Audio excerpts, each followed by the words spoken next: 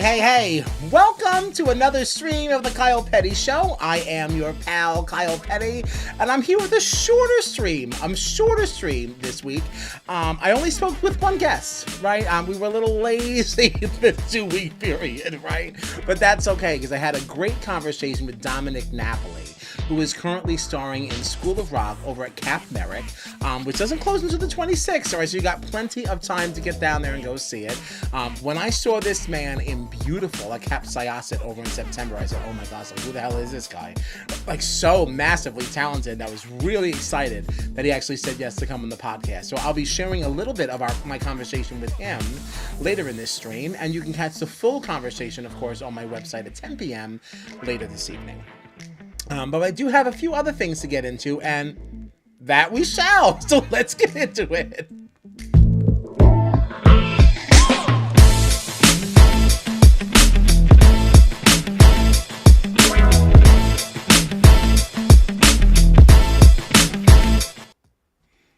Okay, so where do we want to start? First off, I want to say, as we are closing out the month of March, I want to say this has been a fantastic month for theater here on Long Island. Like, if you've been paying attention to all of my excursions, I've gone to a number of different shows this month, and all of them really special and fantastic in their own way.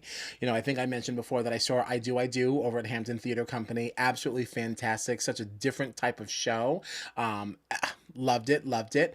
Also, Cats at CM Performing Arts Center was just mind-blowing.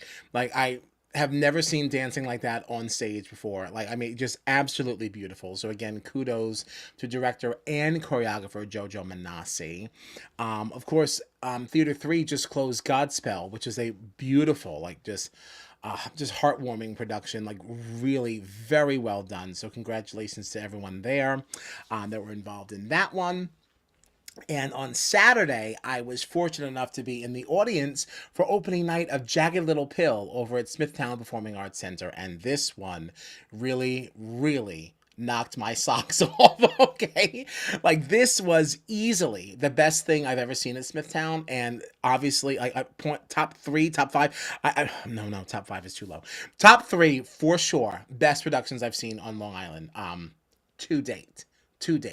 Really fantastic, and I can't wait for you to see my review. That'll be posted tomorrow morning. So that's that on that. What else can I update you on? We had that special feature that came out last week discussing the relationship between Long Island theater performers and the theaters that we work at. And I want to make my intentions here clear. I did not post this like, to cause any division or anything like that. I am not looking to be the Perez Hilton of the Long Island theater community, right? But I do want to give a voice to the voiceless. And I want to make sure that, people feel like the stars that they are. Right. I kind of get into, some of the motivation for some of us, like why we do theater here on Long Island, like what really motivates us, what drives us. And the whole reason I started to pivot the Kyle Petty Show in this way is because I want everyone to feel good about the work that they do. We discussed a little bit with the conversation with Shay about how, or what our motivation is when we do children's theater, right? I don't think we talk enough about why we do main stage productions as well. Sometimes we do it because we want to escape from something that we're going through, right? We want to escape what our real life is, and it's a form of escapism, to get to play a character and things like that. That's why we don't pay anything. So it's important to remember why people do what they do, and it's important to make sure that everyone feels good doing what they do. That's why I'm here, and that's why I had the conversation regarding the situation that happened at the Arc-Isle. So that's what that is. If you don't really know what I'm referring to, certainly head to thekylepettyshow.com. You can see the entire video, or you can listen on Spotify, Apple Podcasts, however you like to consume your content. But I think it's an important conversation to have, and it's important to note that I am not a person that's really about cancellation. I'm about conversation, right? We cannot point out something that has gone wrong without giving the person or organization the chance to do better. And you don't know if they're ever going to do better if you cancel them, right? So I like productive conversation. So that's that. That was the motivation behind that. Now, I've also been saying for weeks that I was going to shed some light on why I say Freeport like Freeport. Right? And there is a reason, but I'm so sorry to say that it's probably not as exciting as anyone might think it could be. It's actually not super funny. It's really just about I had a high school vocal teacher who had told a story about either his mother or some train conductor. Someone said Freeport that way, and he was just a very influential person in my life, and that's really why I like to kind of put that in. He's still special to me. Mr. John Anthony over at Central Islip High School, very special man, did wonderful things for me and my self-esteem. So like I feel like I carry him with me every time I say that. It just makes me laugh because it reminds me of him. So that's the story behind Free Boat, and that's why you'll hear it again later when we do What's the Buzz. The other thing that I wanted to bring up before I get into some of the best bits of my conversation with Domenick Napoli is this sign that I see at work, and I want to get people's opinion on it, if you would indulge me. This sign is in the bathroom, right? For our listeners out there, it says, please be considerate of our female customers and lower the toilet seat after use. Why? What is that? It bothers me so much. And it's like, so I can lift it and put it down. Like, why do I have to do all this? This is such a ridiculous sign. It should not be the responsibility of any one person to handle something like this. It's so freaking stupid. I can't stand it. So the ladies can't put the seat down or like do anything. Would you rather us leave it down and then possibly drip on the seat that you're like, it's just so stupid. It's so stupid and ridiculous. But I want to get people's thoughts on this, because when I brought it up at work, it got a lukewarm response, as if people thought this was like an okay, like justified thing. No, I don't think so. But with that, like, that's all I really have before I get into the conversation with Domenick. What's also cool is that Domenick is in a band, right? 39 Smooth, and they are releasing a new single in May. I got a little teaser of that following the stream here, so I'm going to include that in there too. And that's about it. So listen, here's Domenick Napoli starring in School of Rock at CAP Merrick. This weekend, right? Tell me a little bit about this show. I've only heard of it. I hear that people really love it. What is it about?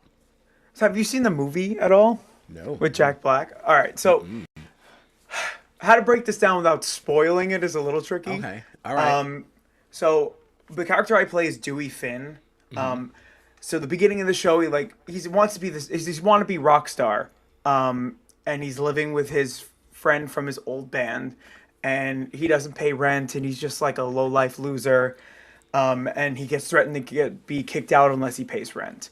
And he gets a phone call, and his friend is a substitute teacher, and he's like temping. So they get a phone call. Dewey answers the phone, pretends to be Ned, and then goes to the school pretending to be Ned, a substitute teacher, so he can make the money to pay back his rent. He finds out these kids are all music. He gets kicked out of his band. In the beginning of the show, he hears that these kids can play music. So he brings in all of his instruments and he teaches these kids to be in a band. And he's doing this without anybody at the school knowing, without the principal knowing. And they don't know that he's like really Dewey, and like he's pretending to be someone he's not the entire show. But all these kids are like gifted musicians, and at the end of the show, like it all ends pretty happy for the circumstances. Okay. Of like what he's actually doing. So I'm inferring from this that the kids probably are catching on that this man's like a total fraud. They yes and no. They don't know that he's not who he says he is. But they at the beginning they're all these like stuck up little. It's a prep school, a rich prep school that he goes to, and he is like a slob, and he's there. Like obviously they're like, what? Like who is this guy? And all these kids are like all stuck up, but by the end of it, they're all like him. Nice. Okay, fun. So what is it about the character of Dewey Finn that made you interested in playing him? felt a little bit like me. I mean, I work at a school also. Oh, nice. Um, so like I also grew up with the movie. I love Jack Black. I love the movie School of Rock. So once they made it into a musical, I'm like, oh, that's a really good concept. And I love Mm, Andrew Lloyd Webber, and he did the music for it. okay. I think Yeah, we Tim like Rice. Andrew. Yeah, Oh, Tim Rice too. I could be wrong. It's a Tim Oh. something. But I know it's Andrew Lloyd Webber, which I was surprised Right. that he wrote like a score like that. I mean, not too surprised because he did like Superstar, Right. but like to do a score like based off of that movie, I was just it was like a weird concept to me. Hmm. But once I heard the music for it, it's very like heavy rock, and I grew up listening to all that kind of music, so like Dewey in the show, I kind of feel like him a little bit because all he talks about is like rock music or just like music in general, and like that's what makes him happy. And like I'm a musician too, and I love doing that kind of stuff. So Right. that's what really like kind of brought me to that character. Plus, like the show and the character is like it's just such a good role, such a funny role. All You could right. do so Cool. much with it. Yeah. So, a little aside, are you one of those like Weber or Sondheim people? Or do you accept them both? I accept them both. I mean, I Right. like them both. Yeah.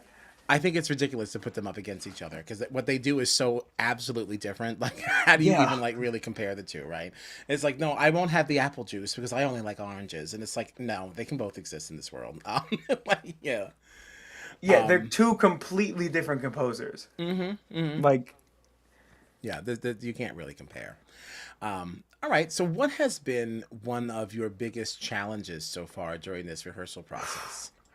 keeping up my stamina because I want to say Dewey's on stage 90% of that show and talking 90% of that show.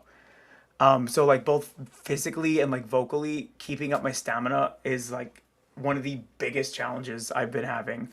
Plus, I'm playing guitar through the show also while singing, and like it is just a like patting your head, rub your stomach, like type of things throughout the Yeah, entire show, and like you're juggling so much.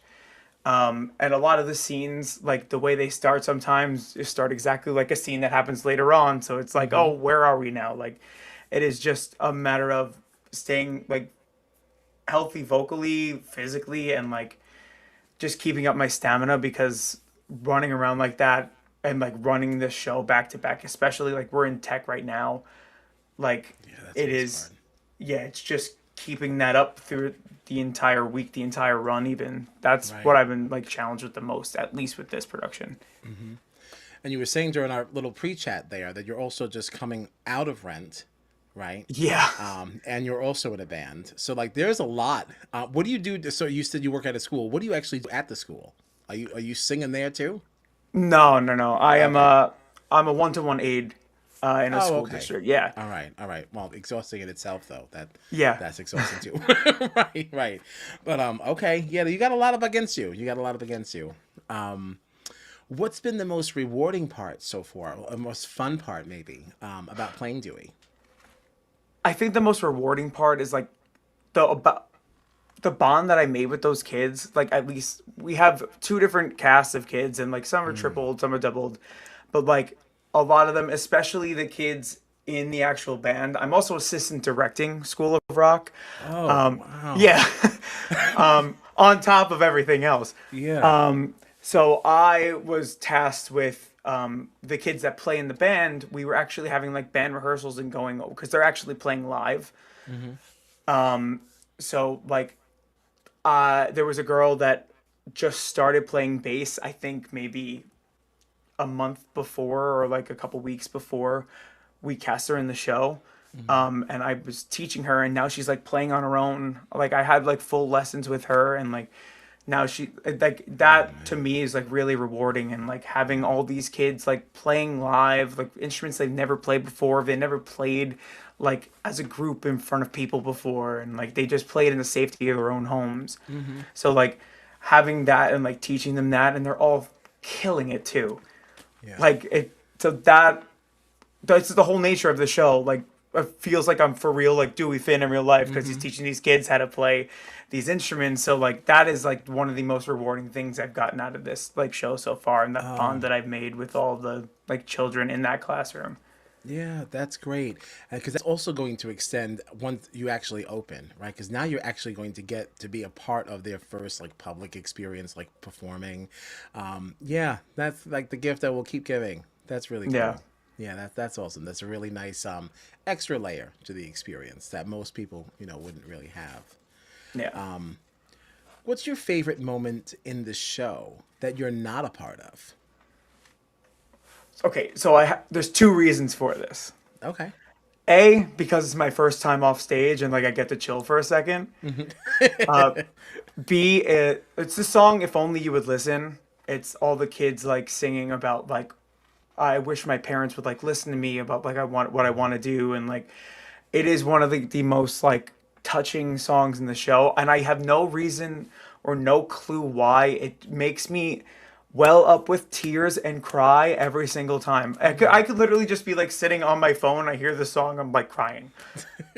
There's some beautiful harmonies in that song, and all the kids like just are on stage singing their little hearts out, and like it is just one of the most touching songs in that show, and like I think it's such an underrated song. I love that. You said if only you would listen. Yeah. I want to write that down just so now I can listen to it for myself. Oh, please Yeah. do. Yeah. All right. Here, we'll make this note of this now. Because you said this was a movie that they made into a musical, right? So there's no way to Yeah. actually watch the musical somewhere. There's no like I mean- musical movie. There are slime tutorials, but like Oh.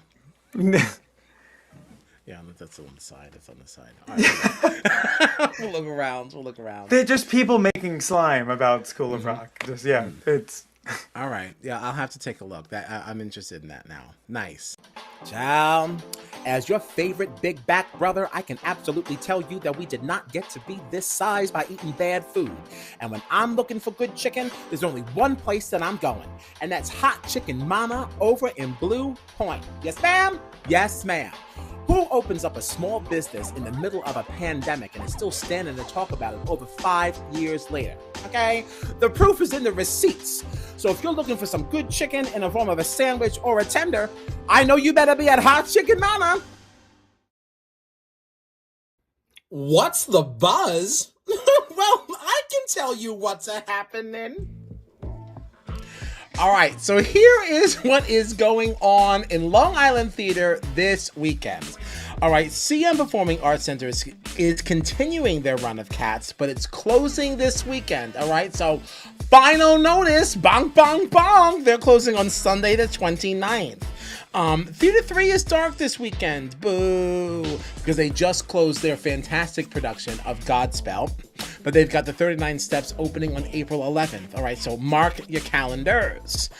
Smithtown Performing Arts Center is continuing their run of Jagged Little Pill, and let me tell you, once again, this was absolutely fantastic. My review for that will be dropping tomorrow morning. But they're continuing their run, and they don't close until the 19th. You got some time, but don't waste it. Don't waste it. Be there or be square. The Cultural Arts Playhouse, they have a, in Syosset, not a lot going on at the moment, right? They have a TYA production of Willy Wonka that's opening on the 11th. All right, so get them calendars marked. But on the main stage, they have Jesus Christ Superstar opening on May 2nd. Okay, we will have a cast member from JCS on the show as it gets closer. All right, so keep your eyes peeled. CAP Merrick is continuing their run of School of Rock. You just heard from Domenick Napoli, who is starring as Dewey Finn. They're continuing their run. They close on April 26th. Again, you've got a lot of time, but don't be deceived. Sometimes these shows are the really, really long run. We think we have all this time, and all of a sudden, bang, it's closing. Don't be that person, okay? North Fork Community Theater, they are closing their run of 1776 this weekend. They close on the 29th. That's Sunday, okay? So you got to get there, too. Lots to do. Hampton Theater Company is continuing and closing their run as well of I Do, because that closes as well on Sunday the 29th. Carriage House players, they haven't quite gotten started yet, right? But Hamlet opens on May 23rd. That's around the corner, though. That's around the corner, so like, just keep that in mind. Eastline Theater, they've got something coming up.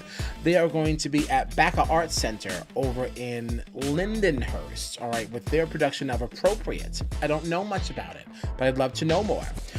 They're opening on April 11th, and they're running until the 26th. Love to get somebody from that production on the show as well. Lighthouse Repertory, they are here it comes. They are doing one weekend only in Freeport, and that is from the 27th to the 29th. That's what's going on. What else can I tell you? I updated the website. I've got some Long Island Theater auditions up there. I know this is not really how people get their information these days. They have better ways of getting it, but I'm trying to get everything all together, a one-stop shop for everything Long Island Theater. So if you don't see your theater mentioned, please shoot me a DM, send me an email at kyle@kylepettyshow.com. Love to include it. But with that, here is a little teaser of 39 Smooth's upcoming single, right? This is the one that Domenick Napoli is part of. He was gracious enough to share this teaser with me in high quality, might I add, of their new single that's dropping in May. And after that, we're out of here, right? So I'm going to say my goodbyes now. Thank you so much for supporting the Kyle Petty Show. Thank you for supporting live theater here on Long Island. Go out, be safe, enjoy the weekend, and we'll see you very soon. And with that, here's 39 Smooth. I asked if we should document our studio session and make like a documentary. Susie's world is starting to crumble down. She's so fucking clueless that she can't look around. I wish I